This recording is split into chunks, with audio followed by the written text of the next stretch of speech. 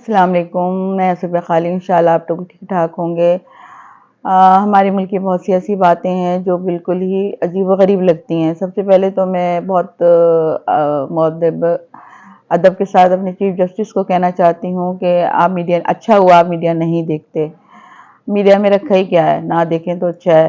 اس میں تو صرف ایک ہی پارٹی کی تعریفیں اور ایک ہی چیز چلتی رہتی ہے 24 گھنٹے، اور بڑی حیرت ہوئی کہ آپ کو اب سار عالم کو آپ نے میڈیا میں دیکھا اور آپ ویسے میڈیا نہیں دیکھتے، اور آپ کی بہت سی باتوں سے ہمیں اختلاف ہے۔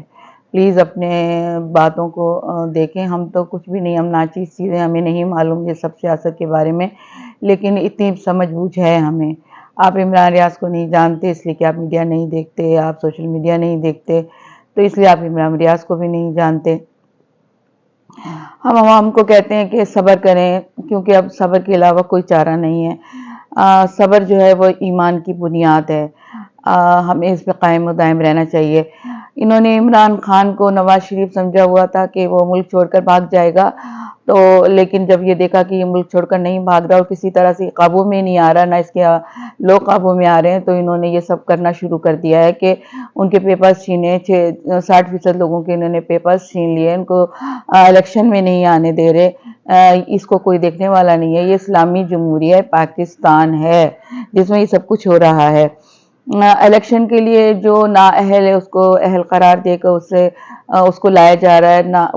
وہ ڈرائنگ روم میں اپنے چچا بھتیجیاں بیٹھتے ہیں، بھتیجی بیٹھتی ہے اور کچھ نہ کچھ اپنا کہہ کے چلے جاتے ہیں۔ آپ بات ہیں باپ جو ہے وہ بیٹی کی تعریف کرتا ہے، چچا جو ہے وہ بھتیجی کی تعریف کرتا ہے اور بہت ویل ڈن کہتے ہیں کہ بہت اچھا کام کیا ہے مریم نواز نے، اور بس یہی باتیں ہیں۔ ان کے پاس اور کوئی لائے عمل نہیں ہے، نہ یہ جلوس کرنا چاہتے ہیں، نہ جلسے کرنا چاہتے ہیں۔ ان کو معلوم ہے ہمیں تو لانا ہی لانا ہے، کیونکہ حالات جس طرح کا رخ پلٹ رہے ہیں نا وہ سب نظر آ رہا ہے، لیکن یہ عوام کو بھول چکے ہیں کہ عوام کیا چاہتی ہے اور عوام کو کس سے لگاؤ ہے۔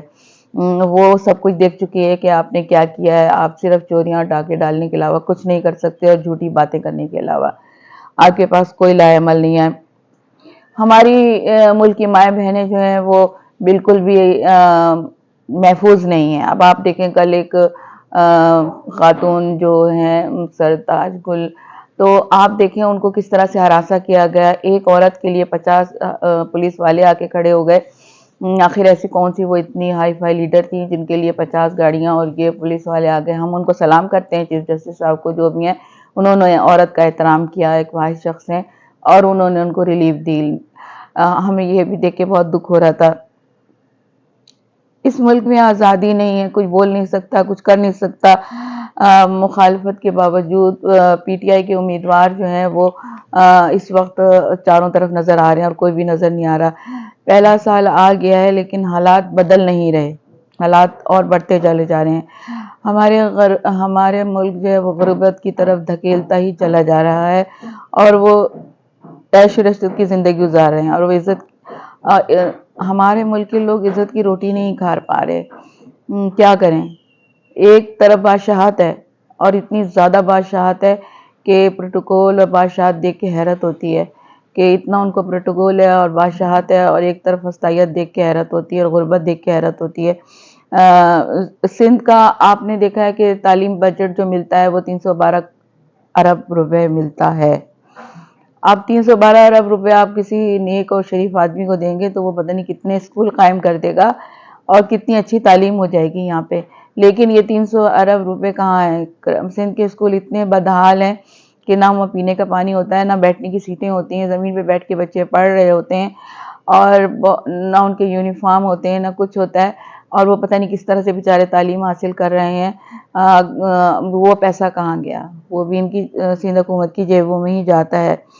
نہ یہ ہسپتالوں کو صحیح کرتے ہیں سندھ حکومت، نہ یہ کچھ بھی کرتے ہیں۔ اب آ رہے ہیں بلاول، بہت بڑی بڑی باتیں کر رہے ہیں، ان کی باتیں سن کے نہ ہنسی بھی آ رہی ہے، رونا بھی آ رہا ہے، حیرت بھی ہو رہی ہے کہ یہ کر دیں گے، یہ کر دیں گے، لیکن آنے کے بعد کچھ بھی نظر نہیں آئے گا۔ کروڑوں اربوں روپے لوٹ کر بھی یہ لوگ اتنے اعتماد سے آتے ہیں کہ جیسے انہوں نے کچھ کرنا ہی بہت کچھ کیا، لیکن انہوں نے ہمارے ملک لیے کچھ بھی نہیں کیا. ہمارا ملک کہاں سے کہاں پہنچ گیا، کہاں سے کہاں پہنچ گیا، سب سے پیچھے چلا جا رہا ہے، لیکن آگے بڑھنے کا کوئی نام نہیں ہے.